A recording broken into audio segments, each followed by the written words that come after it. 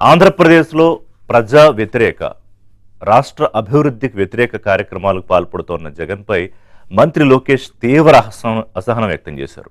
నిన్న కడప పర్యటనలో ఉన్న ఆయన ఏకంగా జగన్ను కడపకు పట్టిన క్యాన్సర్ గెడ్డ అన్నారు. ఐ థింక్ ఫస్ట్ టైం అనుకుంటా ఆయన పోల్చడం. అలాగే ముఖ్యమంత్రి చంద్రబాబు నాయుడు నిన్న మరొక కార్యక్రమంలో మాట్లాడుతూ తెలంగాణలో మన జరిగిన పోక్సో కేసులో బయటకు వచ్చిన నిందితుడు 6గురిని దారుణంగా కిరాతకంగా హత్య చేసి తర్వాత వాడు కూడా చచ్చాడు అనుకోండి, ఈ ఆత్మహత్య చేసుకుని అతనితో పోల్చారు.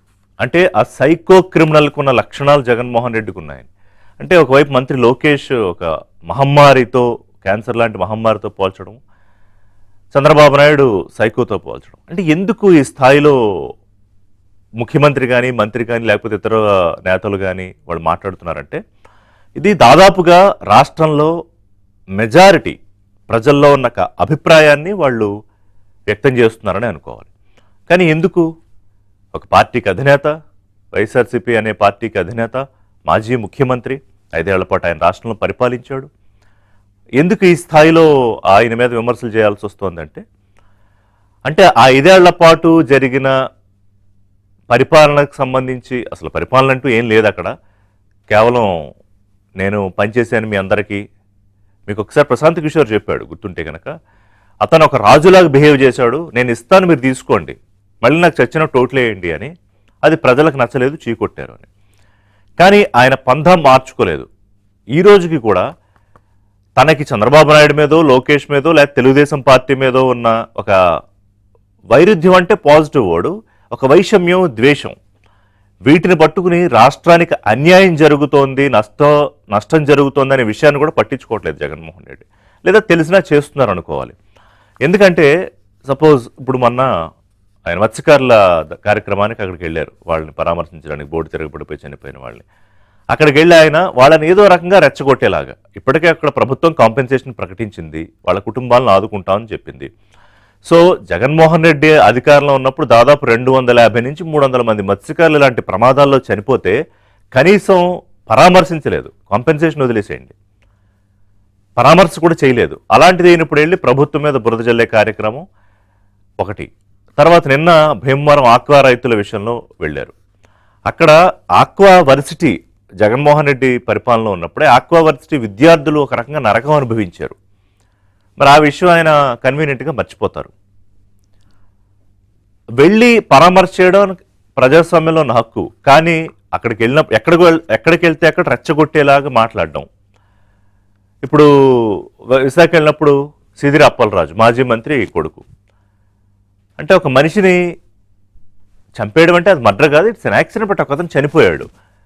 దాన్ని ఆయన ఏమన్నాడు, అవును పిల్లలు కదా, ఏం తప్పేంటి, గుద్దుతూ ఉంటారు, చచ్చిపోతే ఏంటి అన్నట్టు మాట్లాడాడు ఆయన. అదేంటది?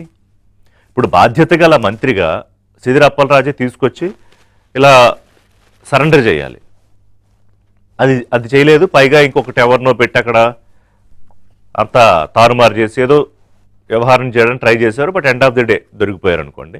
కానీ దాన్ని జగన్ సమర్థిస్తూ మాట్లాడిన విధానం గురించి మాట్లాడుతున్నాను నేను. అలాగే ఇంకొక అంశంలోకి వస్తే, నిన్న భీమవరం విషయంలోకి వస్తే, ఈయన ఎక్కడికి వెళ్ళినా ప్రధానంగా ఉండేది అది ఏమిటి, చావు పరామర్శ అయినా ఇంకోటైనా మస్ట్గా ఉండాల్సింది ఏంటంటే ర్యాలీలు. ఒక వేల సంఖ్యలో కార్లు, బైక్లు రావాలి. పైగా నిన్న బైకులంతా ఆ సైలెన్సర్లు తీసి ఒక భయంకర వాతావరణం, అక్కడ ఉన్న వాళ్ళందరూ కంప్లైంట్లు చేసే పరిస్థితికి వచ్చారు ఆ చుట్టుపక్కల ఉన్న వాళ్ళకి. అంటే ఏంటి, ఈయన వస్తుంటే అది ఆ హడావిడి, ఆర్భాటం, లేకపోతే ఒక బెదిరింపు ధోరణి చూపించాలా? పైగా ఆర్ఆర్ఆర్ అని పెట్టి పోస్టర్లు, ఏమిట రాజారెడ్డి రాజ్యాంగం అని. ఏమిటి రాజారెడ్డి రాజ్యాంగం? భారతదేశానికి ఉన్నది ఒకటే రాజ్యాంగం. అంటే వీళ్ళు రాజారెడ్డి రాజ్యాంగం అనే దాన్ని తీసుకొస్తామని అప్పుడు ప్రూవ్ చేశారు, మళ్ళీ ఇప్పుడు కూడా చెబుతున్నారు. సో రప్పా అని అరుపులు, కేకలు. ఈయన ఏమన్నా ఒకసారన్నా వాళ్ళని వారిస్తారా అంటే ఆయనే తప్పేంటి అన్నాడు కదా, రప్పా అంటే ఇంకా ఆయన వారించే అవకాశం కూడా లేదు.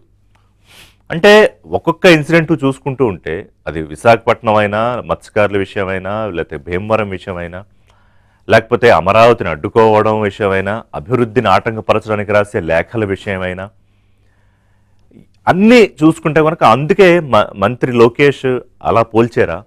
లేకపోతే చంద్రబాబు నాయుడు ఒక హత్యలు చేసే ఒక సైకో కిల్లర్తో పోల్చారా? మరి అది జగన్మోహన్ రెడ్డి కానీ, ఆయన పార్టీలో ఉన్నవాళ్ళు కానీ, లేకపోతే ఆ పార్టీని అభిమానించేవాళ్ళు కానీ, ఆయనకు ఓట్లేసిన వాళ్ళు కానీ, ఈ విషయాలన్నీ అసలు వాళ్ళకి పట్టించుకుంటున్నారా, పట్టించుకోవట్లేదా? ఇప్పుడు ఇది రెడ్ బుక్ రీఓపెన్ చేయాల్సిందేనా అని. ఎందుకంటే వీళ్ళకి ధైర్యం ఏంటి అంటే, ఈ రప్పారప్ప అనే గొడవ చేసే వాళ్ళకి, నరికేస్తాం చంపేస్తాం అనే వాళ్ళకి, రాజ్యాంగాన్నే మార్చేస్తాం, రాజ్యారెడ్డి రాజ్యాంగం తీసుకొస్తాం అనే వాళ్ళకి ఎక్కడి నుంచి వచ్చిన ధైర్యం? వాళ్ళ వెనకాల ఎవరో ఉన్నారు అనే కదా. ఉన్నారు కాదు, ఉంటానని ఆయన వాళ్ళతో మాట్లాడినప్పుడు కూడా చెప్పారు, మీ మీద కేసులో లేకపోతే అరెస్టులో వీటికి భయపడకండి, రేపు మన ప్రభుత్వం వచ్చాక అన్నీ నేను తీయించేస్తానంటే ఇక ఎవడో అగుతాడు, అందరు రెచ్చిపోతున్నారు. ఇప్పుడు అందుకే నిన్న లోకేష్ కడపలో మాట్లాడుతూ, అంటే ఆయన మంత్రి స్థాయిలో ఇంకా విచారణ దశలోనే ఉన్నా కూడా స్పష్టంగా నేను చెప్పింది ఏంటంటే, నేను పాదయాత్ర చేసినప్పుడు చెప్పాను, ఇప్పుడు చెప్తున్నాను, వివేకానంద రెడ్డి చంపింది అంటే వాళ్ళ జగన్మోహన్ రెడ్డి బాబాయిని చంపించింది జగన్మోహన్ రెడ్డి అని బహిరంగంగా చెప్పాడు ఆయన. మరి కేసు సిబిఐయో లేకపోతే కోర్టులో నడుస్తూ ఉందంతా. సునీత రెడ్డి ఇంకా పోరాటం చేస్తున్నారు, తన తండ్రిని చంపింది ఎవరో తెలిసినా కూడా ఏం చర్యలు తీసుకోలేకపోతున్నారు. అందులో ఇన్వాల్వ్ అయిన వాళ్ళందరినీ జగన్మోహన్ రెడ్డి చిన్నపిల్లాడు, పాపం అతనికి ఏం తెలుసు అంటున్నాడు, నాకు న్యాయం చేయండి అని ఆవిడ తిరుగుతున్నారు. కానీ మంత్రి మరి నిన్న ఓపెన్గానే స్టేట్మెంట్ ఇచ్చేశారు జగన్మోహన్ రెడ్డి అని. సో ఈ ఇన్సిడెంట్స్ అన్నీ చూస్తే, ఒకటి అక్కడ వివేకానంద రెడ్డి మర్డర్ దగ్గర మొదలుపెట్టి నిన్న ఆక్వా రైతుల విషయంలో చెప్పిన పచ్చి అబద్ధాల వరకు కూడా there is a clear agenda. ఆ ఎజెండా ఏంటి? ఒకటి, రాజకీయంగా తను పైచేయి సాధించాలి. అదోకే, రాజకీయంగా ఎవరైనా రాజకీయ పార్టీ నాయకులు అనుకుంటారు. ప్రభుత్వం మీద వ్యతిరేకత తీసుకురావాలి, అది కూడా రాజకీయాల్లో సహజంగానే చేస్తారు. కానీ ఎట్ ద కాస్ట్ ఆఫ్ రాష్ట్రంలో అభివృద్ధి ఆగిపోతూ, పెట్టుబడులు పెట్టాలనే వాళ్ళు భయపడుతూ, హత్యలు నేరాలు చేస్తామనే వాళ్ళు రెచ్చిపోతూ, ఏదైనా చేయొచ్చు, రేపు మా జగన్ వచ్చిన తర్వాత మా మీద కేసులు తీసేస్తాడు అనే వీరంగం ఆడుతూ, రప్పా అంటూ, పట్టపగలే మీరు నరికేంట్రా నా పార్టీ నాయకులు చెప్తూ, మహిళల్ని కించపరుస్తూ, ఇంకా అండ్ సో ఆన్. ఇవన్నీ చేస్తున్నందుకే రెడ్ బుక్ రీఓపెన్ చేయాల్సిందేనా అనేది ఒకటే ఉంటుంది. నేను ఇంతకుముందే చెప్పాను, ఎవరు చెప్పినా ఒకటే, భారతదేశానికి రాజ్యాంగం ఒక్కటే. కానీ రాజారెడ్డి రాజ్యాంగాలు లేకపోతే ఇప్పుడు రెడ్ బుక్కి వాళ్ళు పెట్టుకున్న పేరు, ఎప్పుడు లోకేష్ కానీ లేకపోతే తెలుగుదేశం పార్టీ వాళ్ళు కానీ రెడ్ బుక్ రాజ్యాంగం అనలేదు. రెడ్ బుక్ అనేది ఆయన చూపించి మరీ చెప్పారు లోకేష్, ఎన్నికలకు ముందు చెప్పారు, ఆ తర్వాత కూడా దాని గురించి ప్రస్తావించారు. కానీ రెడ్ బుక్ రాజ్యాంగం అని పెట్టుకున్నది వైసీపీ నేతలు. మరి నిజంగానే దాన్ని అమలు చేయాల్సిన పరిస్థితి. ఇప్పుడు నేను నంబటి రాంబాబు ఆయన ఏంటో మరి, ఆయనకి పోలీసులు అంటే ఎందుకు పడదో తెలియదు. యూనిఫామ్ చూడగానే ఆయనకి విర్రెక్కిపోతుంది. వాళ్ళని ఏదో అంటాడు, లేకపోతే తోసేస్తాడు, లేకపోతే కొట్టడం మరి ఒకటి తక్కువ. అందుకే నిన్న ఆయన మీద కేసులు కూడా పెట్టారు, ఈ ముద్రగడ పద్మనాభం విషయంలో. అక్కడ కూడా వైసీపీ రాజకీయం ఎంత నీచ రాజకీయం అంటే, ఒకటే అధికార లాంఛనాలతో అంత్యక్రియలు జరిపిస్తాను ప్రభుత్వం అంటే, లేదు మీరు ఒప్పుకోకండి అని జగన్మోహన్ రెడ్డి ఆ ప్రభుత్వాన్ని ఫోర్స్ చేసే కుటుంబాన్ని ఫోర్స్ చేసే ప్రయత్నం చేస్తారు. కుమార్తె వస్తే ఆవిడ అంతకుముందు వేరే పార్టీలోకి రాజకీయంగా విభేదించకూడదా? ఆమెను అసలు మనిషి దగ్గరికి రాకుండా వీళ్ళు అడ్డుకుంటారు వైసీపీ వాళ్ళు, లేకపోతే ఆ కుటుంబాన్ని ఇది చేస్తారు. సో ఇలాంటివన్నీ చూసే బహుశా మంత్రి లోకేష్ అలా మాట్లాడారా? చంద్రబాబు నాయుడు ఆ విధంగా సైకోతో పోల్చారా? మనతో పాటు రామ్గోపాల్ రెడ్డి గారు, తెలుగుదేశం పార్టీ సీనియర్ నాయకులు, పార్టీ ఎమ్మెల్సీ జాయిన్ అవుతున్నారు. తాతంశెట్టి నాగేంద్ర గారు, జనసేన పార్టీ అధికార ప్రతినిధి, పార్టీ సీనియర్ నాయకులు, కిలార్ నాగార్జున గారు, political analyst, senior political analyst. నమస్కారం అండి ముగ్గురికి. రామ్గోపాల్ రెడ్డి గారు, కడపలో ఏం జరుగుతోంది అంటే, కడపకు పట్టిన క్యాన్సర్ గెడ్డ జగన్మోహన్ రెడ్డి అనే స్థాయిలో మంత్రి లోకేష్ అన్నారంటే, ఇప్పుడు కడప అంటే ఏంటి అసలు, మొత్తం ఇది మా అడ్డ, మొత్తం ఇదంతా వాళ్ళు చెప్పుకుంటారు కదా. సరే, అది కాదని గతంలో తేలిపోయింది అనుకోండి, పులివెందుల ఎన్నికలు ఇవన్నీ జరిగినప్పుడు అప్పుడు మనం మాట్లాడుకున్నాం కూడా. బట్ ఏంటంటే ఈ స్థాయిలో మంత్రి కానీ లేకపోతే ముఖ్యమంత్రి కానీ ఒక సైకోతో పోల్చారు. మీరు ఇది ఫాలో అయ్యే ఉంటారుగా, తెలంగాణలో ఆ పోక్సో చట్టము, దాని తర్వాత జరిగిన ఇది, ఆ నిందితుడు బయటకు వచ్చి వాళ్ళని చంపేశాడు, అతనితో పోల్చారు ముఖ్యమంత్రి. ఎందుకని? ఏం చేస్తున్నాడు సార్, ఇప్పుడు 2019-24 మధ్య కాలంలో ఆయన ముఖ్యమంత్రిగా ఉన్న కాలంలో రాయలసీమ రాయలసీమ ప్రాంతాన్ని వ్యవసాయ పరంగా కానీ, సాగునీటి పరంగా కానీ, లేదంటే పారిశ్రామిక కానీ ఏ మాత్రం గానీ అభివృద్ధి చేయలేని దుస్థితి. కనీసం అంటే ఈ రోజు రాయలసీమ ఎత్తిపోతల పథకం, రాయలసీమ జీవనాడి అని మాట్లాడుతున్న పెద్ద మనుషులు రాయలసీమ ప్రాంతంలో గత ఆయన పరిపాలన 5 ఏళ్ల కాలంలో కనీసం 5 ఎకరాలకైనా అదనంగా నీళ్ళు ఇచ్చామా లేదా అనేది ఒకసారి ఆత్మ పరిశీలన చేసుకుని ఆలోచన చేయాలి. కానీ నిస్సిగ్గుగా రాయలసీమ ఎత్తిపోతల పథకం స్టే ఎన్జిటిలో స్టే వచ్చింది 2020లో. 4 సంవత్సరాల పాటు ఆపింది ఆయన. కానీ నిస్సిగ్గుగా అబద్ధాలు ఎంత బ్రహ్మాండంగా చెప్తారంటే చంద్రబాబు నాయుడు గారు వచ్చిన తర్వాత పని ఆగిపోయింది అని చెప్పి అబద్ధాలను కానీ అంత అందంగా ప్రచారం చేయగలిగిన నిష్ణాతులు వైఎస్ఆర్సీపీ నాయకులు కానీ జగన్మోహన్ రెడ్డి గారు. ఇప్పుడు కడపలో జేఎస్డబ్ల్యూ స్టీల్ ప్లాంట్ వచ్చేసింది. ఆయనకు అర్థం చెప్పినా మేమేమన్నా. ఆయన ఏం చెప్పాడు 2019లో ఎన్నికల ప్రచారంలో, నేను కడప స్టీల్ ప్లాంట్ ను నిర్మించకపోతే కడప జిల్లాలో నేను ఓట్లు అడగనని చెప్పి బహిరంగంగా జమ్మనుడు బహిరంగ సభలో చెప్పడం జరిగింది. నేను ఓట్లు అడగనని చెప్పి. సరే, నాలుగు మడతేసినాడు, అస్తవంకలు తిప్పినాడు, సరే అయిపోయింది కర్మ. ఇప్పుడు వచ్చిన తర్వాత ఇది నేనే తెచ్చిన అంటాడు. ప్లస్ ఇంకొకటి, నిన్న దాల్మియా ఎందుకు లోకేష్ గారు ఫ్రస్ట్రేషన్ అంత ఆగ్రహం చెందాల్సిన పరిస్థితి వచ్చిందంటే, దాల్మియా సిమెంట్ ఫ్యాక్టరీ రాజశేఖర రెడ్డి గారు ముఖ్యమంత్రిగా ఉన్న సమయంలో 2007లో అక్కడ స్థాపించినారు. స్థాపించిన తర్వాత ఆ ప్రాంతంలో ఉండే ఎవరైతే నిర్వాసితులు ఉంటారో, రైతులు భూములు పోగొట్టుకున్నారో వాళ్ళందరూ కూడా ఉద్యోగాలు ఇవ్వడం జరిగింది. ఆ ప్రాంత అభివృద్ధి కోసం కొంత ఎక్కువ తక్కువ దాల్మియా యాజమాన్యం చేయడం జరుగుతుంది. ఇప్పుడు మళ్ళీ సెకండ్ ప్లాంట్ కు వాళ్ళు మళ్ళా భూమి పూజ చేసి ఆ కార్యక్రమాన్ని శ్రీకారం చుడుతుంటే, ఆ నియోజకవర్గం ఉండే వైఎస్ఆర్సీపీ నాయకులు ఆ ప్రాంతం ఉండే రైతాంగాన్ని అందరినీ కూడా రెచ్చగొట్టడము, ఇక్కడ ప్లాంట్ కడితే పొల్యూషన్ వస్తుంది, మాకు నీళ్లు పోవు, వంకలు ఇబ్బందులు వస్తున్నాయని చెప్పి నానా యాగి చేసి గత 10-15 రోజులుగా ఏదో విధంగా దాల్మియా యాజమాన్యం బ్లాక్ మెయిల్ చేసే కార్యక్రమం. ఏది వాళ్ళకి కావాల్సిన నిధులు, వాళ్ళకి కావాల్సిన డిమాండ్స్, వాళ్ళ వ్యక్తిగత కోరికలు ఇవన్నీ కూడా నెరవేరిస్తే ప్రజలకి ఏం సమస్యలు ఉండవు. వాళ్ళ వ్యక్తిగత కోరికలు మనం ఎప్పుడైతే అవి పట్టించుకోనప్పుడు ప్రజల సమస్యలు ముందుకు తీసుకొని వచ్చి రెచ్చగొట్టే కార్యక్రమానికి శ్రీకారం చుట్టడం జరిగింది. నిన్న మొన్న కూడా జిల్లా కలెక్టర్ గారు స్పష్టంగా చెప్పడం జరిగింది, దాల్మియా సిమెంట్ ఫ్యాక్టరీ వాళ్ళ సెకండ్ ప్లాంట్ వల్ల ఇది సోఫిస్టికేటెడ్ హై టెక్నాలజీతో ఈ ప్లాంట్ ఏర్పాటు చేయడం జరుగుతుంది, పొల్యూషన్ కంట్రోల్ అవుతుంది. ఈ ప్రాంతం నిర్ణయంగా మొట్టమొదటిసారి నాకు తెలిసి ఆంధ్రప్రదేశ్ లో కానీ భారతదేశంలో కానీ ఉంటుందో లేదో ఒక ప్లాంట్ ప్రారంభించేదంగా భూమి పూజ చేసే రోజే ఆ పరిసర ప్రాంత గ్రామాల అభివృద్ధి కోసం మొట్టమొదటిసారిగా దాల్మియా యాజమాన్యం జిల్లా కలెక్టర్ గారికి 5 కోట్ల రూపాయలు చెక్కులు ఇచ్చింది సార్ నిన్న.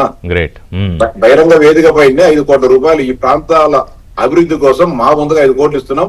భవిష్యత్తులో ఇంకా అనేక కార్యక్రమాలను మేము ఈ ప్రాంతంలో మా ద్వారా ఏదైనా ఇబ్బందులు జరిగినా ఈ గ్రామాల ఈ భూములు తీసుకుంటున్నా గ్రామాల అభివృద్ధి కోసం, ప్రజల సంక్షేమం కోసం 5 కోట్ల రూపాయలు మొదటి కమిట్మెంట్ కనపడుతుంది కదా. కమిట్మెంట్ జిల్లా కలెక్టర్ గారు కూడా ప్రత్యేక చొరవ తీసుకొని యాజమాన్యంతో పలు దఫాలు చేసి ప్రజల నుంచి ఎలాంటి ఇబ్బందులు రాకుండా ఉండాలంటే మీరు చేసే కార్యక్రమాలు ఇవి ఉంటాయి. ఎక్కడైనా సరే ఇప్పుడు పరిశ్రమలు అన్న తర్వాత ఎంతో కొంత పొల్యూషన్ ఉంటుంది. మనది ప్రపంచ వ్యాప్తంగా ఇదే ఆంధ్రప్రదేశ్ లో మొట్టమొదటిగా కడపలో వచ్చే పొల్యూషన్ కాదు.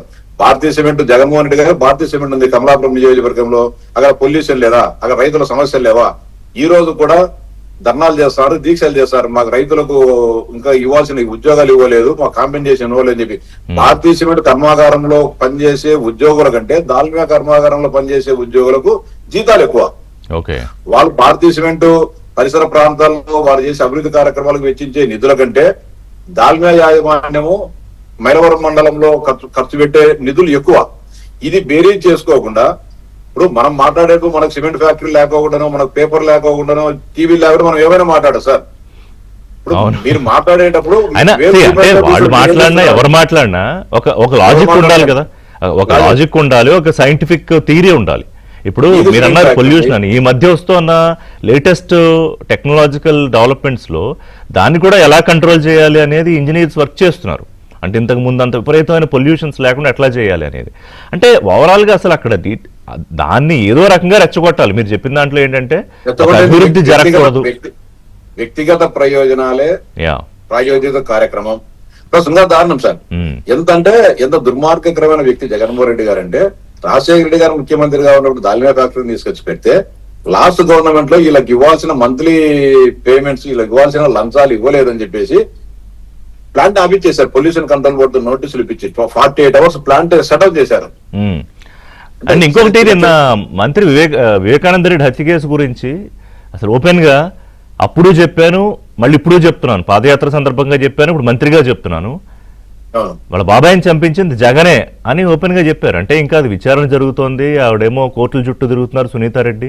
కానీ సునీత రెడ్డి గారి వాదన కూడా ఒకటే కదా సార్, ఇప్పుడున్న ముద్దాయిలు ఇప్పుడైతే ఎవరైతే ఎఫ్ఐఆర్ లో పెట్టారో, ఛార్జ్ షీట్ వేశారో వీళ్ళు కాదు, అంతిమంగా ఇంకొక ముఖ్యమైన వ్యక్తులు ఉన్నారు, ఆ కుట్ర కోణాన్ని ఛేదించమని చెప్పి పాపం సునీత గారు కోర్టు ఎక్కుతా ఉంది, దిగుతా ఉంది, ఆమె అలుపెరగని పోరాటం చేయడం జరుగుతుంది. ఈ వాస్తవం ఇప్పుడు మన ఇంట్లో మన బంధువులు లేకపోతే రక్త సంబంధీకులు చనిపోయినప్పుడు దాన్ని ఎంతో సీరియస్ గా ఎవరైనా కానీ తీసుకుంటాం. రకరకాల మార్గాలు ఉంటాయి. ఇంట్లో రాయలసీమ ప్రాంతాల్లో కొన్ని ప్రాంతాలు లీగల్ గా పోరాటం చేసే వాళ్ళు ఉంటారు.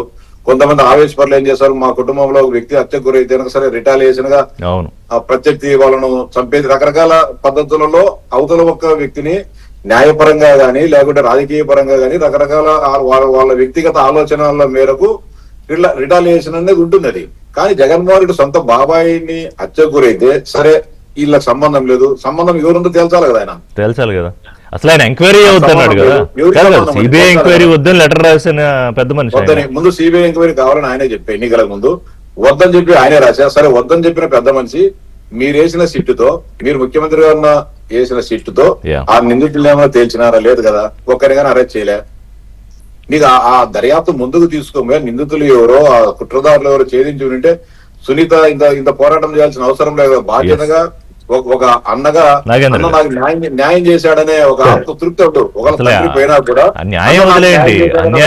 అన్యాయం చేయకుండా ఉంటే చాలు అనుకునే పరిస్థితి వచ్చేసారు ఇద్దరు చెల్లెలు. ఈరోజు అన్యాయం చేయకుండా ఈ కేసు నీరుగాకుండా సాల్వ్ దేవుడు అనే వేదనాభరితమైన ఇబ్బందికరమైన బతుకుతా ఉంది ఆయన. ఇప్పుడు మాట్లాడదాం, గోపాల్ రెడ్డి గారు మాట్లాడతాం, మళ్ళీ వస్తా. నాగేంద్ర గారు, ఇప్పుడు మత్స్యకారుల విషయంలో అయినా లేకపోతే నేను ఆక్వా రైతుల విషయంలో అయినా సరే, కడప విషయంలో ఆయన మాట్లాడారనుకోండి, అంటే క్లియర్గా ఎక్కడికి వెళ్ళినా కూడా ఒకటే ఎజెండా, అది అమరావతి నుంచి ఎక్కడికైనా రాష్ట్రం అంతా ఒకటే ఫార్ములా జగన్మోహన్ రెడ్డి ఏంటంటే రెచ్చగొట్టాలి. అది విద్యార్థులు, యువతో, మహిళలు ప్రయత్నం చేశారు. కానీ ఫార్చునేట్లీ ఏంటంటే అందరూ వాస్తవాలు గమనిస్తున్నారు కాబట్టి నాగేంద్ర గారు, ఏదో కొంతమంది ఏదో ఇన్ఫ్లుయెన్స్ అయితే అవుతారు, కానీ ఓవరాల్గా ఎవరు అందరూ అర్థం చేసుకుంటున్నారు జగన్మోహన్ రెడ్డి చేసే కార్యక్రమం. సో ఏంటి ఇప్పుడు అతను నిన్న భీమవరం వచ్చినప్పుడు కానీ లేకపోతే అక్కడ వైజాగ్ లో చేసిన దాని గురించి కానీ ఏం చెప్తారు? ఋషి గారు, ముందుగా మీకు, మీ ద్వారా ఏబిఎన్ వీక్షకులకు, ప్యానెల్లో ఉన్న పెద్దలు అందరికి కూడా గుడ్ మార్నింగ్ అండి. జగన్మోహన్ రెడ్డి గారిని నిన్న ఆయన ఎంత మాట్లాడినాడో లోకేష్ గారు ప్రతి మాట మేము 100% ఏకీభవిస్తున్నాం, సంపూర్ణంగా, సగర్వంగా. ఎందుకంటే ఇంకన్ని మాటలకు కూడా ఆయన అర్హుడు.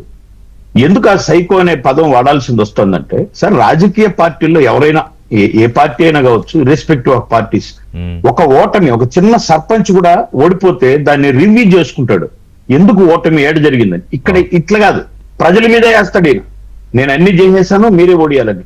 ఇదే మావిగని అంటే అందరూ ఎగతాళి చేస్తుంది, దాన్ని తీసుకోడు, ఎస్ మావిగని అంటాడు. నిన్న మీరు అడిగారు ఇందాక మత్స్యకారులు అని, మత్స్యకారుల దగ్గరికి పోతే జస్ట్ 10 మైళ్ళు జస్ట్ కనుక్కోరండి, మైలుకు నాటికల్ మైలుకు తేడా తెలియకుండా 10 మైళ్ళు అంటున్నాడు.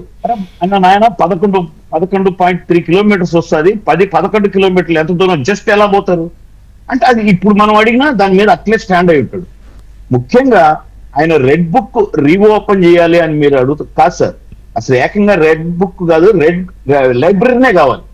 ఎందుకంటే ఎన్డీఏ గవర్నమెంట్ లో విజన్ ఉన్న నాయకుడు చంద్రబాబు నాయుడు గారు, అంటే ఆయనకు అంతే అండగా నిలబడ్డ ఉప ముఖ్యమంత్రి పవన్ కళ్యాణ్ గారు వీళ్ళని నమ్మి ప్రజలు, రెండోది వీళ్ళ ఎంత భరోసా ఇచ్చారంటే, చంద్రబాబు నాయుడు సార్ కూడా తమ్ముళ్ళు నేను ఉన్నాను, మీకేం ఇబ్బంది లేదు, ఈ రాక్షస ప్రభుత్వాన్ని ఎదుర్కొన్నాం, వాళ్ళ గుండెల్లో నిద్రపోతాం, ఇవన్నీ మాట్లాడేటప్పటికి విపరీతంగా మనం ఎదుర్కొన్నాం, అంతకంటే అంత విజయం సాధించాం.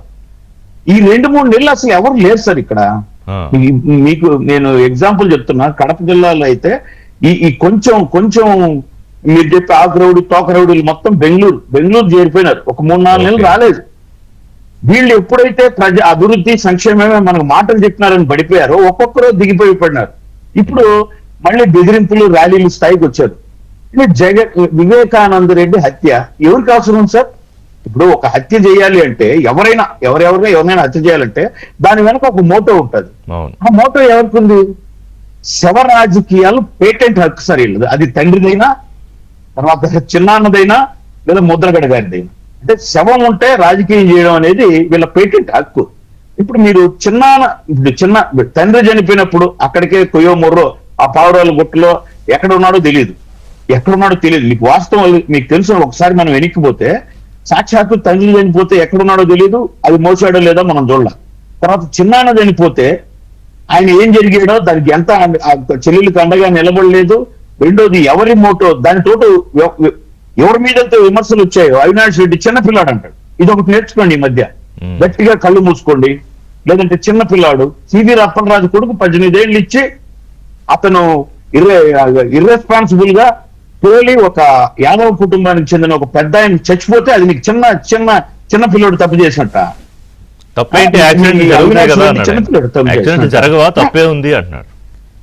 100% మేము లోకేష్ గారు అనేది hit and run party 100% sir. ఇది నేనేమంటున్నానంటే ఎవరికి అవకాశం ఉంది, ఎవరిది మళ్ళా అంటే రాజ్యాంగం తీసుకొస్తాం ఎందుకనేది నేను కూడా ఒక ఎన్డీఏలో ఉంటూ మన నాయకులందరినీ కూడా అప్పీల్ చేస్తున్నా.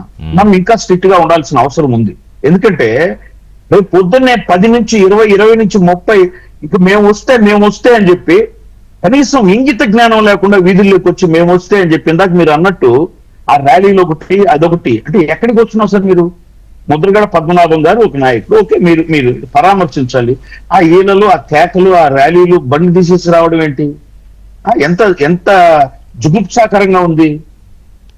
మీరు అంటే ఆయనకు ప్రభుత్వం ఎంతో గొప్పతో ఆయన ఒక మంత్రిగా చేశాడు, 4 సార్లు ఎమ్మెల్యే చేశారు, ఒక ఎంపీ చేశాడు అని చెప్పి అత్యంత మానవత ప్రభుత్వం లాంఛనాలతో చేపిద్దామని ఆయన ఎంత విభేదించినా, అప్పట్లో పార్టీని ఆయన ఎంత వ్యతిరేకించినా, ఆయన వేరే పార్టీలో చాలా స్టేట్స్మెన్షిప్ తోటి గవర్నమెంట్ నేను ముఖ్యమంత్రి నిర్ణయం తీసుకున్నారు. అసలు నువ్వు నాయకుడుగా నువ్వే కదా చెప్పాలి. గవర్నమెంట్ ఏదుంటే ఏంటి, ఇట్స్ హానర్ కదా, గౌరవం కదా, మనిషికి ఇచ్చే గౌరవం కదా. దాన్ని వద్దని చెప్పడానికి ఈడేవండి అంబటి రాంబాబు వీళ్ళంతా సార్. మాకు అనడానికి ఎవరు? అంటే ఆయనకున్న ఆనర్ ను మీరు ప్రజలకు తెలియజేస్తా అంటే మీరు ప్రభుత్వం ఈ రోజు మీకు ఒక మాట చెప్తున్నానండి. ప్రభుత్వం ముందే తెలివిగా ముఖ్యమంత్రి గారు, ఉప ముఖ్యమంత్రి గారు, what ever it may be, రాజకీయాలు ఎన్నైనా ఉండొచ్చు, బట్ ఆ పెద్ద ఆయనకి మనం కల్పించాలనే నిర్ణయం తీసుకున్నారు కాబట్టి మాకు వద్దన్నారు. మీరు గమనింటే చూడు కనీసం మనకు చేయలేదు అనేవాళ్ళు. అంటే వీళ్ళు ప్రిపేర్ అయ్యిండారు అంతే. మీరు అన్నట్టు యూనిఫామ్ పోలీసు కనపడితేనే ఈయన పడిపోవడము, మాట్లాడడము, అంటే దీనికి ఒక అంతు లేదు. ఏంది రాజారెడ్డి రాజ్యాంగం నాకు తెలియదు. మరి మా రాయలసీమలో నేను చాలా మంది మా బైరెడ్డి, రాజశేఖర రెడ్డి, తులసిరెడ్డి వాళ్ళు మాట్లాడుతూ ఉంటాయి. ఏంది రాజారెడ్డి రాజ్యాంగం? నువ్వు మీసాల వయసులోనే ఇతను స్టేషన్ మీద దాడికి పోయినాడంట, వాళ్ళ తాత సపోర్ట్ గా పోయినాడంట. ఇదేనా రాజారెడ్డి రాజ్యాంగం? జగన్ గారు పోతే ఆయన సపోర్ట్ గా పోయినాడు. ఆయన సాధించిన మొదటి విజయమేమో. మరి మొదటి విజయంగా మనం పబ్లిక్ గా వాస్తవాలు తెలుసుకుంటే బ్రిటిష్ వాళ్ళు రవి సామ్రాజ్యాన్ని 200 సంవత్సరాలు మనల్ని పరిపాలించిన బ్రిటిష్ వాళ్లకు పంది మాంసం సప్లై చేస్తా ఉన్నాడు మీ తాతగారు అని చెప్తారు మా పెద్దలు, ఇప్పటికీ చెప్తున్నారు. లేదు ఇటువంటిది మీరు పెట్టుకొని మేము ఒక రాజ్యాంగం తెస్తాం. ఎవరి రాజ్యాంగం అవసరం లేదు. మనకుండే రాజ్యాంగం ప్రపంచంలో ఏ రాజ్యాంగం కంటే గొప్పది. మన దాని ప్రకారం నడుచుకోండి. మీరు ఇంకొక రాజారెడ్డి రాజ్యాంగం రప్ప ఎన్ని చూస్తున్నారు? ఏం చేస్తారు మీరు? నేను అన్నది ఏంటంటే 2 సంవత్సరాలు సార్, ఇది లాస్ట్ చాలా ఇంపార్టెంట్ పాయింట్. నిన్న రాయలసీమ అభివృద్ధి మీద మాట్లాడారు ముఖ్యమంత్రి గారు, ఉప ముఖ్యమంత్రి గారు. రాయలసీమ అభివృద్ధి మీద తీసుకుంటే నిన్న మా కడప జిల్లాలో రైల్వే కోడ్లో కూడా విబిజి రామ్జీ అంటే దేశ స్థాయిలో ప్రతిష్టాత్మకమైనటువంటి ఒక పథకాన్ని రాయలసీమ రైల్వే కోడ్లో ఓపెన్ చేశారు. అంటే అంతగా రాయలసీమను మనం పైకి, అంటే ఎంతైతే రాయలసీమ వాసిగా ఉండి దీన్ని అధపాతాళానికి తొక్కాడో అంతకంటే రాయలసీమ అభివృద్ధి చేసి చూపించాలని ఎన్డీఏ ప్రభుత్వం చిత్తశుద్ధిగా ఉంది. ముఖ్యమంత్రి గారు అంతెందుకు సార్, నిన్న ఒక విషయం చెప్తాను మీకు. నిన్న వైసీపీ సజ్జల రామకృష్ణారెడ్డి వాళ్ళు పాల్గొన్న ఒక వీడియో కాల్ జరిగింది. దాంట్లో సాక్షాత్తు విశ్వేశ్వరరెడ్డి, కొండా విశ్వేశ్వరరెడ్డి గారు మనం చెప్పాం, మనం రైతులకు నీళ్లు ఇచ్చామన్నాం, ఎన్ని నీళ్లు ఇచ్చాం, ఎంత భూమి బూరిని చెప్పలేకున్నారు, ఎన్ని వేల కోట్లు ఎంతమంది రైతులకు అనేది స్పష్టంగా వాళ్ళు చెప్తున్నారు కాబట్టి ప్రజలు వాళ్ళ మాట నమ్ముతున్నారు, మనం నమ్మలేదని చెప్పి ఆయన మాట్లాడాడు. సొంత పార్టీ వైసీపీ నేత మాట్లాడితే ఇమీడియట్ గా లైవ్ కట్ చేశారు. ఇవన్నీ వాస్తవాలు కాదు సార్, ప్రజలు చూస్తున్నారు కదా. ఎన్ని వేల కోట్లు ఈ రోజు పంచాయతీ రాజ్ కు వచ్చింది, ఎన్ని వేల కోట్లు ఈ రోజు రాయలసీమ కేటీఆర్ కూడా ఆయన గొప్పగా చెప్పాడు కదా, ఆంధ్రప్రదేశ్ ప్రభుత్వం పోలవరం విషయంలో పట్టిసీమ విషయంలో చేయగలుగుతోంది అని. సరే, రాజకీయం కోసం ఇక్కడ కంపారిజన్ చేసి మాట్లాడినా నిజాన్ని అయితే ఒప్పుకునే పరిస్థితే కదా ఎవరైనా. నేనేమంటున్నానంటే ఇక్కడ ఈ ప్రభుత్వంలో కూడా ఇది తప్పు అని ఆయన చెప్పలేరు సార్. నేను ఎందుకు సైకో అని పిలుస్తున్నారంటే ఆయన అందుకే నిజంగా దాంట్లో చాలా మంది విఘ్నులైన రాజకీయవేత్తలు ఉన్నారు ఆ పార్టీలో కూడా. కొంతమంది అది విధి లేకుండా తెలియదు, వాళ్ళు పోయి ఇది కాదు ఇది అని ఆయనకి ఎదురు చెప్పలేరు. అదే అక్కడ వచ్చిన పరిస్థితి. లేదంటే అసలు ఆ పరిస్థితి ఉందో లేదో ఆయన వింటాడో ఒక తెలుగుదేశం సామాన్య కార్యకర్త మైక్ తీసుకుని ఇది అన్నా గానీ దగ్గరికి పిలుచుకుని వినే ముఖ్యమంత్రి ఉన్నాడు. ఒక జనసేన సామాన్య కార్యకర్త అన్నా ఇది అంటే నువ్వు ఇట్లా అని చెప్పి వినేటటువంటి ఉప ముఖ్యమంత్రి ఉన్నాడు. అందుకే సార్ అన్నాడు లోకేష్ గారు, అక్కడ వినేవాళ్ళు లేరు.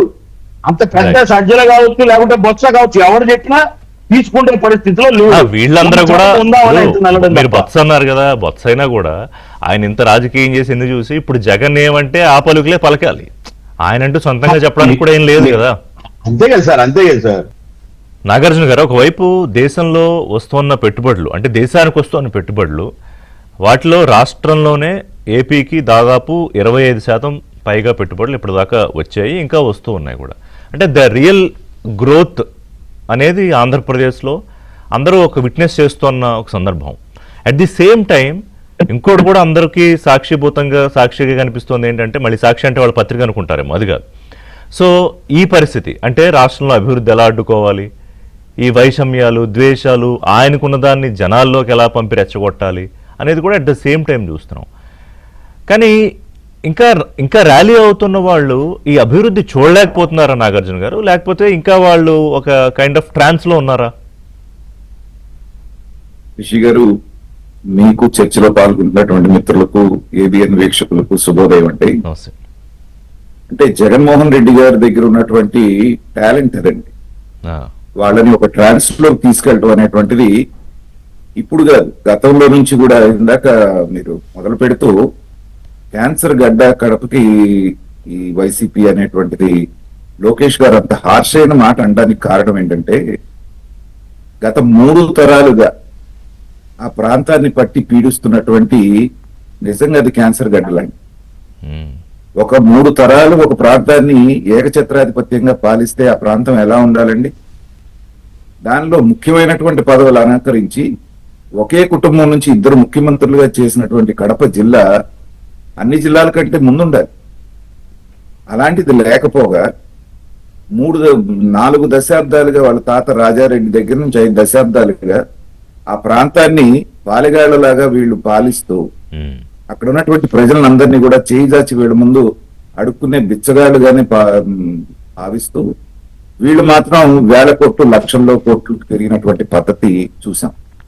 నిజంగా ఏమాత్రం చిత్తశుద్ధి ఉన్నా, రాజశేఖర రెడ్డి గారు 6 సంవత్సరాలు ముఖ్యమంత్రిగా పనిచేశారు, 5.5 సంవత్సరాలు. జగన్మోహన్ రెడ్డి గారు 5 సంవత్సరాలు పనిచేశారు. చెప్పుకోదగినటువంటి అభివృద్ధి కానీ, చెప్పుకోదగినటువంటి పరిశ్రమలు కానీ ఆ కడప జిల్లాకి ఇంకా మాట్లాడితే రాయలసీమకి ఏమొచ్చినాయి అంటే చాలా పెద్ద ప్రశ్నార్థకంగా. పునాదులు వేయటము, లేకపోతే వాటికి సంబంధించినటువంటి బోర్డులు పెట్టడము, భూములు కాజేయటం తప్పితే ఏమి చేస్తారండి?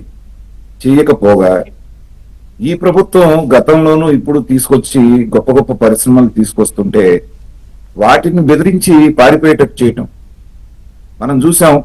కియా కార్లు చంద్రబాబు నాయుడు గారి ఆధ్వర్యంలో అప్పుడు ప్రభుత్వంలో వచ్చినప్పటికీ కూడా ఓపెనింగ్ అనేది అది జగన్మోహన్ రెడ్డి గారి టైంలో జరిగింది. ఆ సందర్భంలో అక్కడ ఉన్నటువంటి ఎంపీగా ఉన్నటువంటి గోరంట్ల మాధవ్ వీళ్ళు అక్కడ చేసినటువంటి యాగి అరాచకం చూసాం కదండి.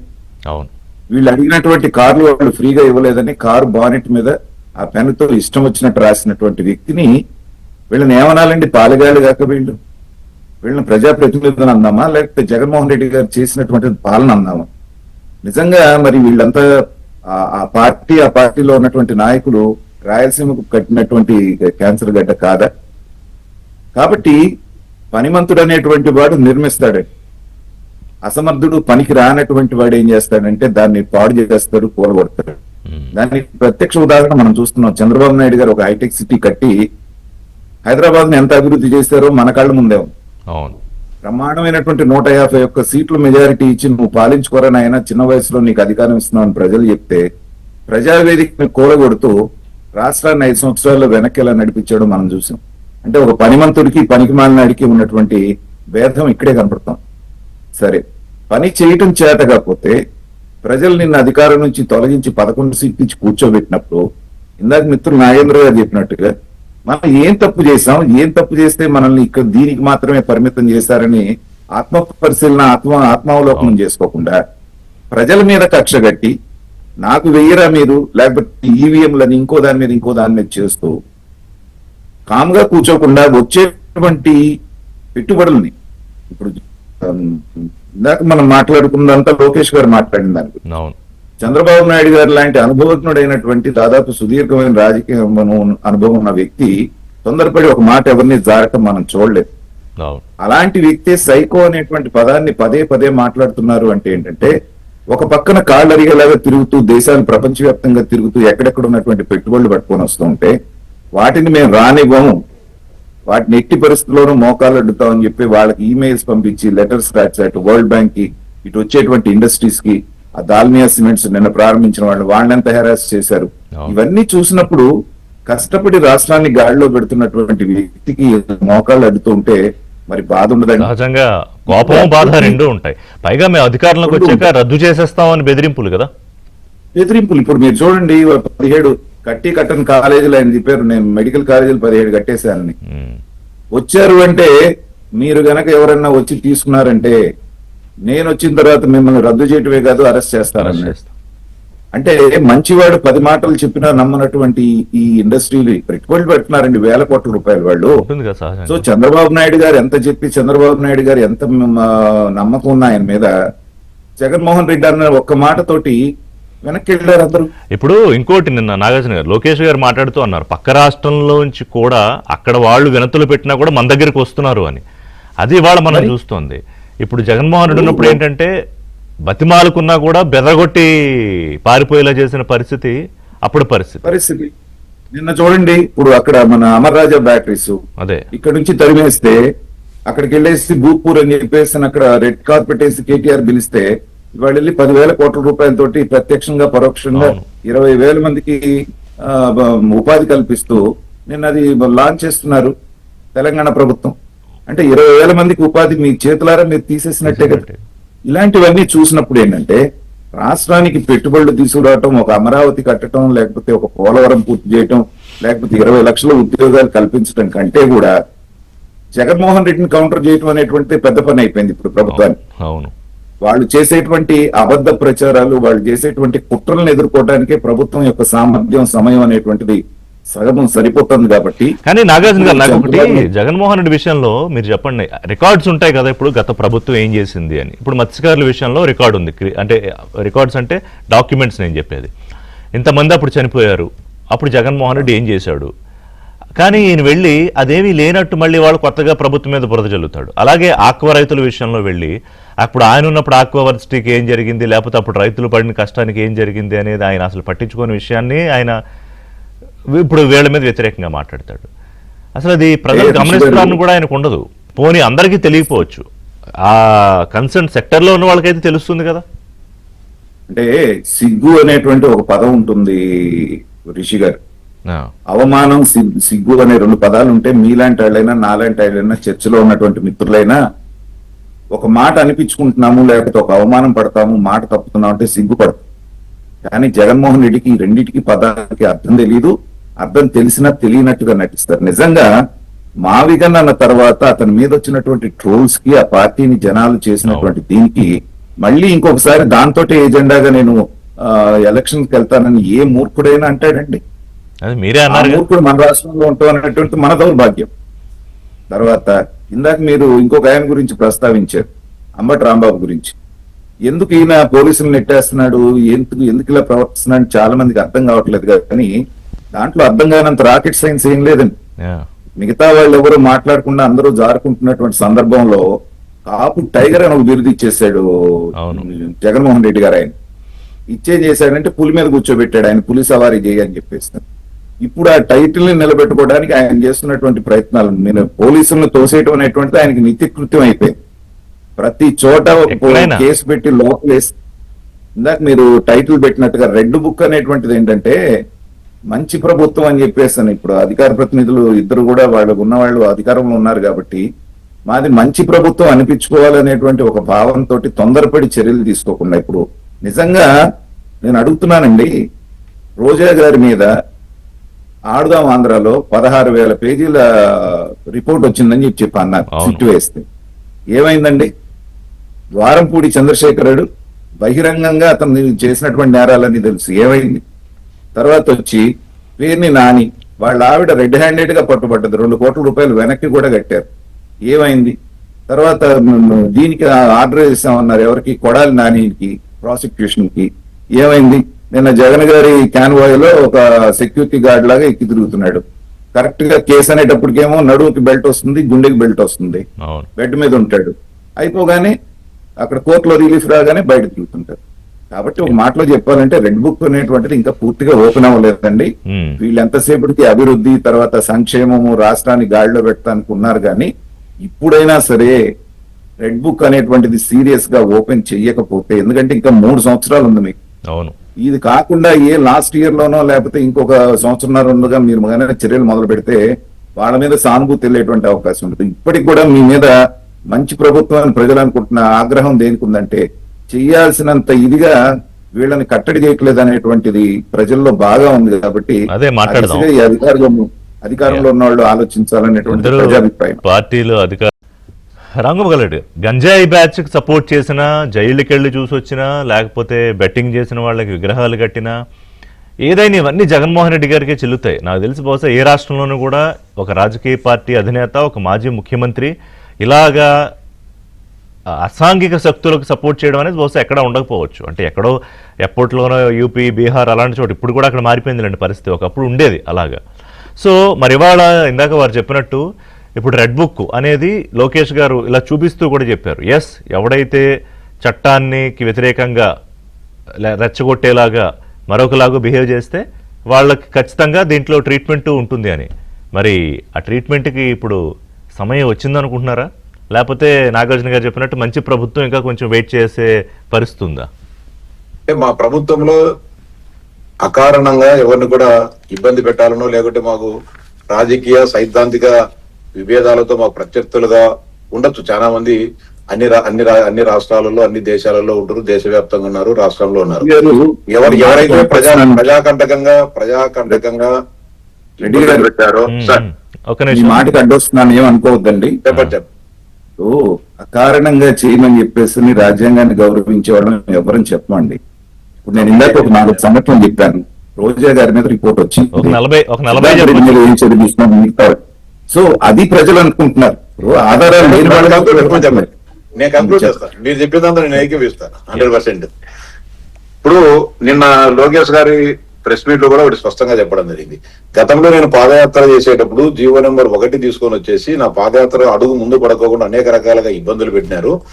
ఈ రోజు జగన్మోహన్ రెడ్డి ఇది ఒక ప్రజాస్వామ్య రాష్ట్రం కాబట్టి ఆయన ఏ రాష్ట్రానికి, ఈ రాష్ట్రంలో ఏ ప్రాంతానికి పోయినా, ఏ సంఘటన జరిగినా కూడా మేము ఎలాంటి ఆటంకాలు పెట్టడం లేదు. కానీ శాంతి పద్ధతులు చేతులకు తీసుకుంటామంటే మాత్రం మేము సహించేది లేదు, కఠినంగా వ్యవహరిస్తాము. కానీ ఈ రాష్ట్రంలో ఉండే వాళ్ళు, ఏ రాజకీయ పార్టీ అయినా, ఏ వ్యక్తి అయినా స్వేచ్ఛగా తమ రాజకీయ కార్యక్రమాలు చేసుకునేదానికి మాకు ఎలాంటి అభ్యంతరం లేదని చెప్పి స్పష్టంగా చెప్పడం జరిగింది.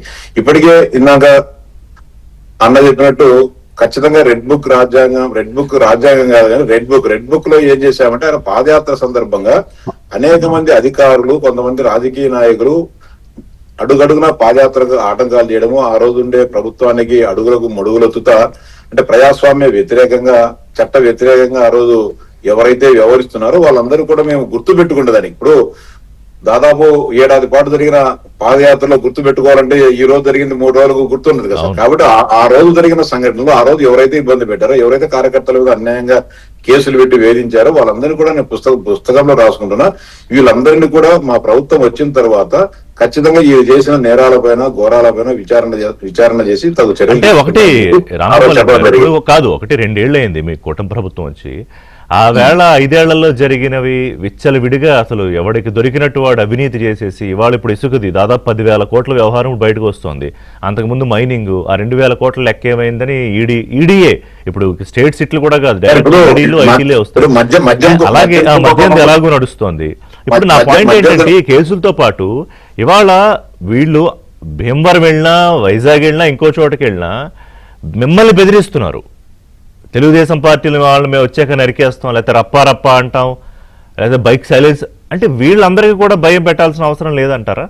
అంటే ఆయన ఆలోచన విధానం మనం కానీ, ఆయన మానసిక స్థితి కానీ, లేకుంటే ఆయన మొదటి నుంచి వ్యవహరిస్తున్న తీరు కానీ, ఒకటేది ప్రజలు అనేది తర్వాత, ఎన్నికలు ప్రజాస్వామ్యం అనేది సెకండరీ ఆ రోజు ఉండే పరిస్థితి. కానీ ఈ రోజు తన క్యాడర్ను తను నిలబెట్టుకోవాలి. తన క్యాడర్ను నిలబెట్టుకోవాలంటే అది తప్పైనా ఒప్పైనా సరే జగన్మోహన్ రెడ్డి మా వెంట ఉన్నాడు. మేము కూలీ చేసి వచ్చినా, అత్యాచారం చేసి వచ్చినా, దొంగతనం చేసి వచ్చినా, ఎర్రచందనం వల్ల ఇసుక స్మగ్లింగ్ చేసినా, భూ కబ్జాలు చేసినా కూడా మా నాయకుడు నన్ను సమర్థిస్తా ఉన్నాడనే ఒక ఇమేజ్ క్రియేట్ చేసేదానికి మీరు ఏం చేసినా కూడా నేను మీకు అండగా ఉండాలని ఒక వాళ్ళలో ఒక విశ్వాసాన్ని నెలకొల్పడానికి క్యాడర్ తన వెంట తిరగాలి, తను నమ్మాలి, తనతో పాటు తను మొయ్యాలని ఒక ఆలోచన మాట్లాడుతున్నాడు తప్ప ఎన్నికల్లో గెలవాలనుకునేవాడు ఈ పద్ధతి మాట్లాడు.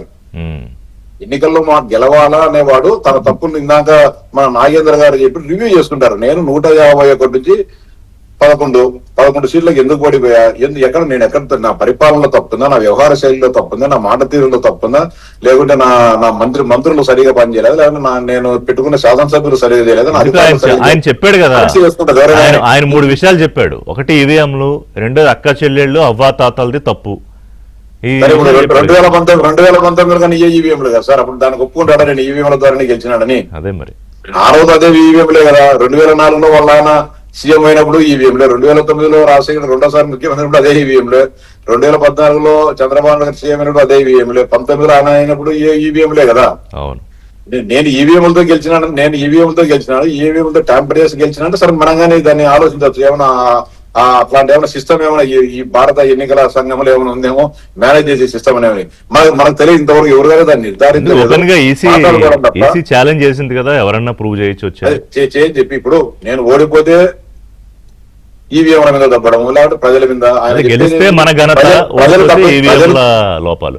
రైట్, ఆయన చెప్పేది ప్రజలు తప్పు చేశారు. సో అయితే కాదు, నాకు ఒకటి చెప్పండి, ఇంకా టైం ఉందంటారా రీఓపెన్ చేయడానికి? సార్ ఆల్రెడీగా రెడ్ బుక్ లో ఉన్న నేరస్తులు గాథ నేరగాళ్లకు ఆల్రెడీగా ఇప్పటికే చట్టం తన పని తాను చేసుకుని పోతుంది. రాష్ట్ర ప్రజలందరూ కూడా తెలుస్తా ఉంది. భవిష్యత్తులో కూడా అంటే చట్టపరంగా ఈ మధ్యన కొడాలి నాని గారి పైన కూడా ప్రాసిక్యూషన్ కు ప్రభుత్వం అనుమతిస్తారు. వాళ్ళు ఈ మామూలుగా చట్ట ప్రకారం హైకోర్టుకు పోవడం ప్రొటెక్షన్ తెచ్చుకోవడం జరుగుతుంది. అనేక మంది మనం ఏదైతే ఎవరినైతే కూడా చట్టం ముందు నిలబెట్టాలనుకుంటా ఉన్నామో వాళ్ళందరూ కూడా ఈ వ్యవస్థలో ఉన్న ఏదో ఒక వ్యవస్థను ఆశ్రయించి లేకుంటే ఏదో ఒక వ్యవస్థను మేనేజ్ చేసి దాంట్లో నుంచి తప్పించుకోవడం జరుగుతుంది. మేము చేయాల్సిన పని అంటే అలాంటి అవకాశం కూడా ఇవ్వకుండా వాళ్ళందరినీ కూడా చట్టబద్ధ పూర్తిగా చట్టంలో ఇరికించేసి ఎలాంటంటే వాళ్ళ హైకోర్టు కానీ సుప్రీంకోర్టు కానీ రకరకాల కోర్టు పోయేటప్పుడు కూడా ప్రభుత్వం కూడా తగు న్యాయ సలహాలు ముందంటే భవిష్యత్తులో అంటే ఈ నేరగాన్ని మనం అదుపులోకి తీసుకుంటే ఇతను చర్యలు తీసుకుంటే ఇతను ఏ విధంగా స్టెప్ వేస్తాడు, ఏ విధంగా ఇతను కార్యాచరణ ముందుకు పోతాడనే దాని మీద మనం ఒక అసెస్ చేసుకొని దాన్ని బట్టి ముందుకు పోవాల్సిన అవసరం ఉంది. అసలు అలాంటి ఒక అసెస్మెంటే, అలాంటి ఒక చర్యలే 2012-13 ఆ టైంలో జరిగితే రాష్ట్రంలో వేరేలా ఉండేది, రాష్ట్ర భవిష్యత్తు బహుశా వేరేలా ఉండేది. ఎందుకంటే 13 ఏళ్ళు 14 ఏళ్ళుగా బెయిల్ మీదే జగన్మోహన్ రెడ్డి తిరుగుతున్నాడు. ఆయన ముఖ్యమంత్రి అయిపోయాడు, ఇప్పుడు ప్రతిపక్ష పార్టీలో ఉన్నాడు, మళ్ళీ నేను ముఖ్యమంత్రి అవుతాను అంటున్నాడు. రైట్, నాగేంద్ర గారు, ఇప్పుడు కారు కింద చంపించేసిన మనకి ఎంత తక్కువ మాట్లాడుకుంటే ఈ వేదిక నుంచి అంత బెటర్ మాట్లాడుకోవాలి కదా. ఇప్పుడు వాస్తవాలు మాట్లాడుకోకపోతే మనం మాట్లాడుకున్నా కూడా ఇది మళ్ళీ ఒక చట్ట ఉల్లంఘన అవుతుంది. మా అధికారాలు మీరు ప్రశ్నిస్తారు, మిమ్మల్ని ఎందుకు ఉల్లంఘనే అవదు. ఒకటి రామగోపాల్ రెడ్డి గారు, మనం కోర్టు తీర్పుల మీద కూడా మాట్లాడుకోవచ్చు, కానీ గౌరవ న్యాయమూర్తికి ఉద్దేశాలు ఆపాదించకూడదు అంతే, ఆ తీర్పు ఇచ్చిన న్యాయమూర్తికి. Otherwise we can discuss anything. Right, Nagendra garu, ఇప్పుడు కారు కింద గుద్ది చంపించేసిన ఏమవ్వదు, కనీసం ఆపకుండా పోతారు. చచ్చిపోయినా కూడా పట్టించుకోరు. సరే ఇక్కడ బండితో గుద్ది చేసినా అయ్యో పాపం పిల్లాడు కదా ఏముంది చచ్చిపోతే అంటాడు, ఇంకా ఆయనకి అది ఒక అలవాటు. సో ఇవాళ నా క్వశ్చన్ ఏంటంటే, ఇవాళ సిబిఐ ఎంక్వైరీ వేయండి అనేదో అంశం మీద మొన్న వల్లభనేని వంశీ లేఖ రాస్తాడు, కొడాలి నాని మళ్ళీ ఇందాక వారు చెప్పినట్టు ఫుల్ మొత్తం రిజర్వేట్ అయి బయటకు వచ్చాడు, మళ్ళీ మొదలు పెట్టాడు ఆయన చంద్రబాబు నాయుడు మీద, లోకేష్ మీద, పవన్ కళ్యాణ్ మీద, రోజా గారి మీద కేసులు ఉన్నాయి, పేరు నాని గారి మీద ఉన్నాయి, అంబటి రాంబాబు గారి మీద ఉన్నాయి, చెప్పుకుంటూ పోతే. అయినా వీళ్ళు మిమ్మల్ని తిరిగి బెదిరిస్తూ ఉంటారు. ఈ సీన్ నాకు తెలిసి ఏపీలో తప్ప ఎక్కడా కనపడదేమో. సార్ నేనేమంటానంటే, వీళ్ళు ఏదైతే అభివృద్ధి సంక్షేమము సమపాళ్లలో ముందుకు తీసుకొచ్చే పరిస్థితుల్లో మన బాధలు భరించిన మన కార్యకర్తల యొక్క మనసును కూడా నింపాల్సిన బాధ్యత ప్రభుత్వం మీద ఉంటుంది సార్, మన నాయకుల మీద ఉంటుంది. అంటే అఫ్ కోర్స్ మేము మా నాయకులు అపారమైన నమ్మకంతో ఉన్నాం, కానీ వీళ్ళు ఆ క్షోభ అనుభవించినప్పుడు వాళ్ళు అంటే ఇంట్లో ఉన్న ఆడవాళ్ళను అంటే ఇర్రెస్పెక్ట్ అసలు ఎట్లా తిట్టినప్పుడు, అరే ఇంతగా మా నాయకుడిని తిట్టాడే, మమ్మల్ని తిట్టాడే, ఇతనికి శిక్ష పడాలి అని కోరుకుంటా ఉన్నప్పుడు డెఫినెట్ గా మనం నేనేమంటానంటే ఒక 24 గంటలు ప్రజల పనిలో ఉన్నప్పుడు నాకు తెలిసి ఒక 21 గంట ఇళ్ల పనిలో కూడా ఉండాలనేది ఖచ్చితంగా నేను ఆశిస్తాను సార్. రెండోది కుల మత ప్రాంత వర్గ ఈ వైషమ్యాలే వాళ్ళ యొక్క రాజకీయ అస్త్రాలు. నేను విన్నది ఇప్పుడు గతంలో తండ్రి నుంచి వారసత్వం వచ్చిందేమో, హైదరాబాద్ లో పాత బస్తీలో అల్లర్లు కూడా ఆ రోజు పీఠం కోసమా అన్నాడు, ఈ రోజు మళ్ళీ వచ్చి కుల రాజకీయాలు చేస్తున్నారు, ముఖ్యంగా కాపు కులం మీద. ఈయన తండ్రిని శవం మోసింది నేను చూడలా, పక్కనే చిన్నాన్న గారు చనిపోయినారని కన్నీళ్లు పెట్టుకున్న ఆయన శవపేటికి మోసింది నేను చూడలా. నిన్న మాత్రం వచ్చి హడావిడి చేసి ముద్రగడ కాడ ఆయన శవం మోసారు. ఓకే, మీ నాయకుడు మోసారు, అప్పుడే స్టార్ట్ అయినాయి రాజకీయాలు. నేను ఇక్కడ అప్పీల్ చేస్తున్నా ఎన్డీఏ తరపు నుంచి, నేను కూడా ఒక కాపుగా అప్పీల్ చేస్తున్నా. ఏమంటారు, రేపు పొద్దున్నే గబుక్కున ఏడో ఒక చోట పర్మిషన్ లేని కాడ ఒక విగ్రహం తెచ్చి ఏడే పెట్టాలంటారు, చూడు కాపుల విగ్రహం పెట్టనీలేదంటారు. ఇంకా చాలా ఉంటుంది దీని వెనక స్క్రిప్ట్. ఈ స్క్రిప్ట్ లో మనం అర్థం చేసుకోవాలి. అంటే వీళ్ళు పాదయాత్ర చేసినా, పొర్లు దండాల యాత్ర చేసినా కాపులేగా రాష్ట్ర ప్రజలు అన్ని కులాల వాళ్ళు వీళ్ళని నమ్మే పొజిషన్ లో లేరు సార్. అయితే 100% నమ్మరు. దీన్ని మనం బట్ ఇప్పుడు ఒక విషయం వాస్తవంలే, కాపు సామాజిక వర్గం మీద సెంట్రిక్ గా పాలిటిక్స్ అయితే చేస్తున్నాడు ఆయన, అది అర్థమవుతుంది. మీరు మీలాంటి బిరుదులు ఛానల్లో చెప్పినప్పుడు కాపు టైగర్ అని, అసలు నన్ను అడిగితే అంబటి రాంబాబు అయితే కాపు పల్లి కుక్క అనొచ్చు మనం. అయ్యో, అది కూడా తక్కువ. వాస్తవంగా సరే అప్పుడు వచ్చే మేము కాపులు కనపడడం లేదా, నిన్న ఎవరన్నారండి ముఖ్యమంత్రి గారు పద్మనాభం మిసెస్ గారిని తిట్టించారు అంటారు. ఎవరైనా పోలీసు వాళ్ళు లేదా ఆ రోజు ఏడులు పడితే ఒక ముఖ్యమంత్రి స్థాయిలో ఉండిపోయి వాళ్ళ ఇంట్లో ఫ్యామిలీ మెంబర్స్ తిట్టమంటారా అండి? తిట్టమనే దానికి జగన్మోహన్ రెడ్డే కదండి ఆ హక్కు. ఇంట్లో భార్యలను బిడ్డలను తిట్టించేది. ఆవిడ బయటకు వచ్చి మొత్తం వాస్తవాలని చెప్పారనే కదా ఇవాళ నిన్న దగ్గరికి రానివ్వలేదు. అంతే కదా సార్. ఇప్పుడు వాళ్ళ కూతురు ఎన్నైనా ఉండొచ్చు సార్, హ్యుమానిటీ మానవత్వం అనేది నిజంగా ఉందా? ఒకవేళ నువ్వు నాయకుడు అయితే జగన్మోహన్ రెడ్డి ఇవన్నీ పక్కన పెట్టండి, ఆమె చూసి ఏం జరుగుతుంది సార్?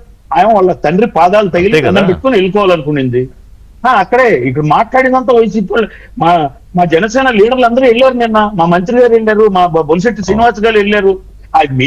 మీరెవరండి? మీకు ఏ రైట్ ఉంది ఆ ప్రభుత్వ లాంఛనాలతో వద్దనడానికి? మేము చిన్నప్పటి నుంచి తిరిగాం ముద్రగడ గారితో అని చెప్పి వాళ్ళు కూడా గట్టిగా మాట్లాడారు.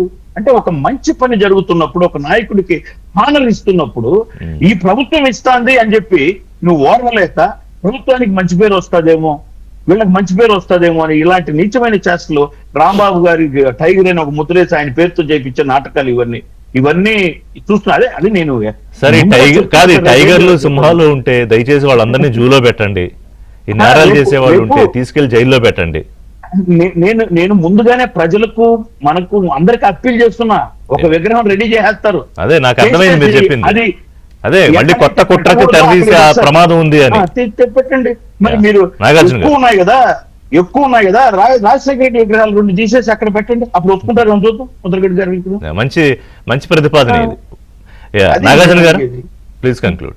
రిషి గారు, ఇప్పుడు రెడ్ బుక్ లో ఉన్నటువంటి పేర్లన్నీ కూడా వాటికి సరైనటువంటి ట్రీట్మెంట్ జరగాలి అంటే ఇప్పుడున్నటువంటి కూటమి ప్రభుత్వం జగన్మోహన్ రెడ్డి గారి దగ్గర నుంచి కొంత నేర్చుకోవాలండి.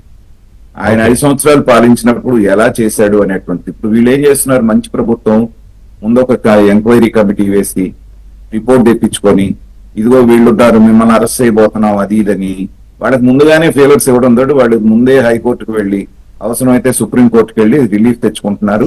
మీరు చేయాలనుకున్నా చేయలేకపోతున్నారు. జగన్మోహన్ రెడ్డి గారు ఎవరిని అరెస్ట్ చేయబోతున్నారు అనేటువంటిది అరెస్ట్ చేసే వరకు బయటకు వచ్చేది కాదు. చంద్రబాబు నాయుడు గారి విషయమే తీసుకోండి, ఎలా చేశారు? అవును. కనీసం ఎఫ్ఐఆర్ లేదు. ఆయన అడిగాడు ఎఫ్ఐఆర్ అన్నా బయటికి వండయ్యా బాబు అంటే మీరు రండి అప్పుడు చూపిస్తాం. మాజీ ముఖ్యమంత్రి అసలు నన్ను ఎందుకు అరెస్ట్ చేస్తున్నారో చెప్పండి అయ్యా నేను వస్తానంటే చెప్పండి ఏం లేదు అంటే- బస్సు ఎక్కువ అన్నారు. ఆదిపస్ సిక్ అన్నారు.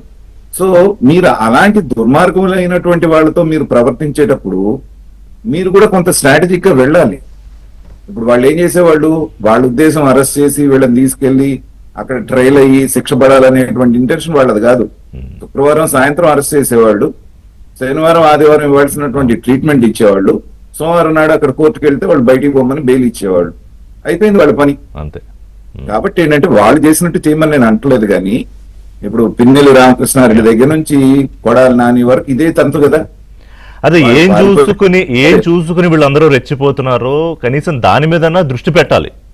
ఇప్పటికైనా కదా. ఇట్స్ ఆల్మోస్ట్ బిన్ 2 years కదా. రెచ్చిపోతున్నారు అనేది రిషి గారు, it's not a rocket science. వీళ్ళు పద్ధతి ప్రకారం వెళ్తారు, అది ప్రొసీజర్ ఫాలో అవుతారు. ఈ ప్రొసీజర్ ఫాలో అయ్యి మన దగ్గరికి వచ్చేటప్పటికి అది ఏళ్ళు పూళ్ళు గడిచిపోతాయి కాబట్టి అనేది ఒకటే వాళ్ళకి ధైర్యం. అంటే మనకి ఏములో ఎలాగో రూల్స్ ఉండవు కదా. ఫ్రైడే తీసుకెళ్లి సాటర్డే సండే ట్రీట్మెంట్ ఇచ్చి బయటికి పంపిస్తారు అనమనండి. ఒక 2 కేసులు అలా చేయమనండి, మళ్ళీ కనపడరు ఎవరు. అందరూ కలుగుల్లోకి దూరి మళ్ళీ మీరు అబ్జర్వ్ చేశారా? అందరూ బయటకు వస్తున్నారు ఇప్పుడు. మళ్ళీ కొంతమంది గ్యాప్ విరామం తర్వాత అందరూ బయటకు వస్తున్నారు. కాబట్టి డేంజర్ బెల్స్ మోగుతున్నాయి కాబట్టి ప్రభుత్వానికి ఖచ్చితంగా పందా మార్చుకోవాల్సిన అవసరం ఉంది.